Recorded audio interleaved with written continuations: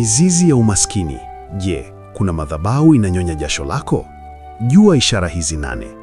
Karibu sana upokee mwanga wa kiroho, tafsiri za ndoto na maombi pamoja na Prophetic Galila. Kuna wakati mtu anafanya kazi kwa bidii, lakini matokeo hayaendani na nguvu anayoweka. Kama ishara hizi zinajirudia, chunguza mizizi yake. 1. Pesa kuingia lakini kutokaa. Mapato yapo, lakini kila mara kuna dharura au matumizi yasiyoeleweka. 2.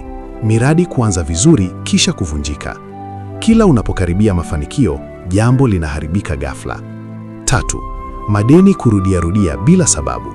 Unalipa lakini mzigo haupungui. 4. Ndoto za kuibiwa pesa au kupoteza pochi, ishara ya uvujaji wa baraka au mipango kuvurugika. 5. Kazi kubadilika mara kwa mara bila uthabiti. Hakuna mizizi ya kudumu ya kipato. 6. Mizunguko ya umaskini katika familia. Historia ya kifedha ya ukoo haivuki kiwango fulani. 7. Wivu na upinzani unapopata mafanikio kidogo.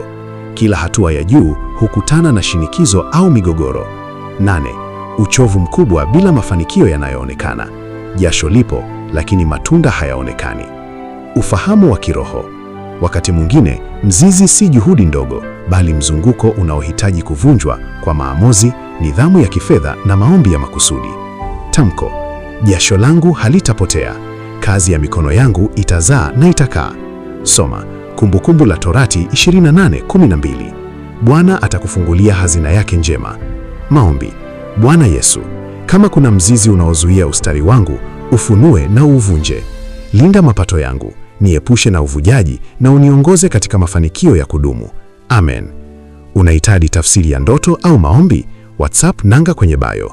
Jiunge pia na magrupu yetu ya tafsiri za ndoto na maombi kupata mafunzo haya kwa undani zaidi.